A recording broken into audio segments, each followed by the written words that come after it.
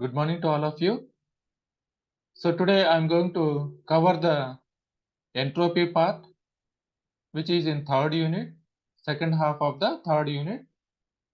So in the third unit, uh, before going to enter into the entropy, so first we need to discuss the Clausius inequality. So when you apply the Clausius inequality, that is the cyclic integral of heat transfer at a particular temperature is called as the Clausius inequality.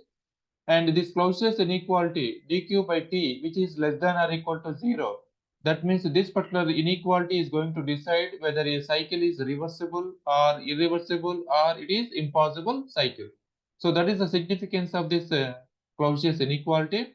Next one is entropy. Entropy is nothing but the possibility of conversion of a low grade heat into useful work. So that you can call it as a entropy. Next one is the principle of entropy increase. So when a system is handling or when a system is in isolated state condition, the heat transfer is 0. So that means the entropy that is dq is equal to ds is equal to dq by t. That is the ds is equal to dq by t. So at this case, the heat transfer, that is Q is 0. That means the entropy of a system, either it may remains constant or it continuously increases. After then, we need to discuss the availability and irreversibility. Availability is nothing but whatever the low grade heat is available, which is possible to convert the useful work output. So that is nothing but the availability. Irreversibility is nothing but the difference between the uh, ideal or maximum possible maximum possible reversible work and the useful work, or you can call it as the actual work. So the difference between the maximum possible work and the actual work is called as the irreversibility. Next, there is a thermodynamic potential. In this case, we need to discuss the Gibbs function and the Helmholtz function. So this Gibbs function, that is G is equal to H minus Ts. That is it is a reaction. It is a chemical reaction which occurs at constant pressure is called the Gibbs function. And Helmholtz function, it is a chemical reaction which occurs at the constant volume process. So that means F is equal to U minus Ts. So this is the conditions which are going to occur. So mostly this thermodynamic potential is going to decide whether a system is stable or unstable, metastable. Now the system is a spontaneous or a non-spontaneous process. So that all that particular information you can get it from the thermodynamic potential. Next one is the Maxwell's relation. So there are four Maxwell's relations are there. Especially this could be applied for the homogeneous system. That means if a system is having the property two independent variables are there. So in that case, totally 8 variables are there. You can build up the various relations to find out the thermodynamic properties of the other substances. And the last one is the elementary treatment of third law of thermodynamics. So the entropy of a pure perfect crystalline substance is 0 at absolute 0 temperature is called the thermodynamic uh, third law of a thermodynamics. So after studying this particular topic, student is going to understand the entropy principle and its applications. So how this particular entropy is connected. Next, so the basic definition, if you observe that the entropy is a function of a quantity of a heat which shows the possibility of conversion of that heat into work. So the entropy, increase in entropy is small when heat is added at high temperature. So thus for maximum entropy, there is a minimum availability for conversion into work. So this is the most important powerful point connected to this entropy. So the entropy may also be defined as a thermal property of a substance which remains constant when a substance is expanded or compressed adiabatically in a cylinder. So the various ways you can define the entropy in different situation. That is entropy is nothing but the measurement of molecular disorder present in a system that you can call as a entropy. So it may be noted that all heat is not equally valuable for converting into the heat, for converting into the work. So heat that is supplied to a substance at high temperature has a greater possibility of conversion into work. So that is to be remembered point onto the entropy point of view. So it is a measure of disorderness of the system, or you can call it as the amount of energy that is not available for work during a certain process. So in that way, the entropy can be defined in various ways. Say suppose the greater the disorder of the system, the greater the entropy that you can find. So the entropy is an extensive property where the units is mentioned joule per kg Kelvin. So it is a measure of unusable energy within a closed system or isolated system. So this is how the entropy can be defined. So suppose if you tossed the bricks from a truck, which kind of a pile of bricks you could find? Generally, more disorder form of the bricks are going to fall down compared to the orderly arrangement. And you can also make a question onto this particular side that which is more disorder, whether a glass of ice of a chips or the glass of a water. So which is more disorder? So you can think of in this different ways.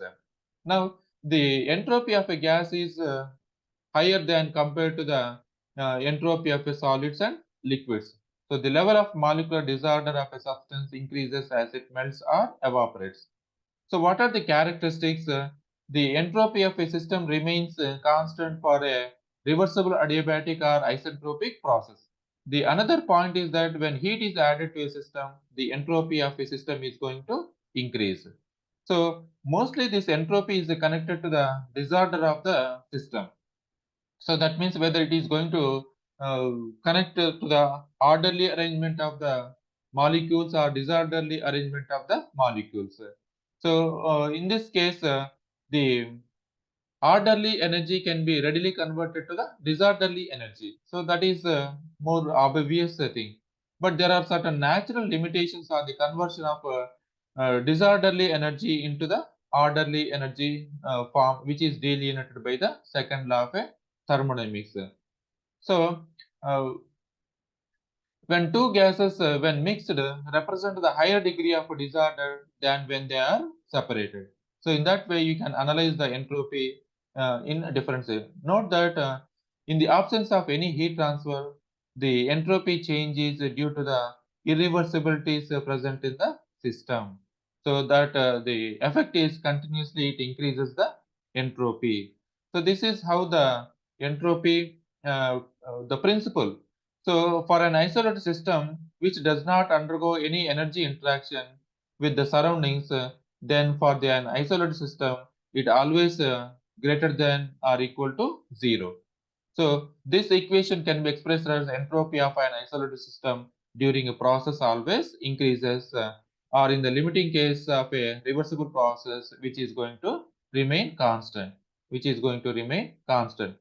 So the entropy of an isolated system always increases and becomes a maximum at the state of a equilibrium. So these are the important points which is connected to the entropy point of view. So entropy and direction, you can also call it as the second law, which is going to show the direction of a law of a nature. So the direction of a law of nature means when potential gradient is infinitesimal, then the entropy change of the universe is 0 and the process is reversible. So this is how the things are. Generally, in case of entropy, we will find out the change in entropy instead of the absolute entropy. So that is how the things are connected to the entropy point of view. After then, we have to discuss the availability. So what is meant by available energy? Conversion of a low grade energy into the high grade energy, that is nothing but the shaft work, which is impossible by virtue of a second law of a thermodynamics. So that means which one is the available energy and which one is the unavailable energy. So that has to be distinguished when a quantity of a low grade heat is supplied to a system. So Josiah Willard Gibbs, he is connected with this available energy part. So when the area involved into the TS plot, which is going to give the information of the heat stored in a system or heat rejected by the system from the mechanical systems. So the availability, whenever useful work is obtained during a process in which a finite system undergoes a change of a state, but the process must terminate when the pressure and temperatures of the system have become equal to the pressure and temperature of the surroundings. So this is nothing but the availability concept.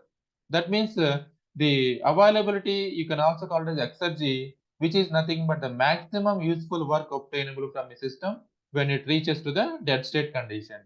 So in general, where we can call it as the energy is always conserved, whereas exergy is not generally conserved, but it is destroyed by the irreversibilities present in the system. So that's why we will call the first law of thermodynamics is nothing but the quantitative form of energy, whereas the second law of thermodynamics we can call it as the qualitative form of the energy. So this is how the things are connected to this particular available and unavailable energy. Unavailable energy is nothing but the energy which is going as a waste. So it is nothing but the product of the atmospheric temperature and the change in entropy. Next one is irreversibility. The difference between the maximum possible work and the actual work you can call it as a irreversibility. So this you can also call it as a degradation or dissipation. So the Goyi-Stodola theorem states that the rate of loss of available energy or exergy in a process which is proportional to the rate of entropy generation. And after then we need to discuss the thermodynamic potential where the Helmholtz function and Gibbs function are connected to this particular system. After then and this thermodynamic potential is going to establish four types of equilibrium, namely the stable equilibrium, neutral equilibrium, unstable, and metastable. So suppose if ds of uv is equal to 0, then we can treat it as an equilibrium system. So if it is greater than 0, it is a spontaneous change which is going to occur in a system. So this is how the thermodynamic potential. Next one is the Maxwell's relation. In a Maxwell's relation, the four thermodynamic potentials which you need to write. So these are nothing but the exact differentials. du, dh, df, dg connected to this one. That is by using this dz is equal to mdx plus ndy. Then for a homogeneous system, this is the expression which you have to write up to satisfy the homogeneous condition. So connected to this one, build up the Maxwell's relation with the help of these particular variables. The third law of thermodynamics, which states that the entropy of a perfect crystal is zero at absolute zero of the temperature, and it represents the maximum degree of order. Maximum degree of order. So this is how the third law of a thermodynamics is connected. Thank you one and all for listening this part.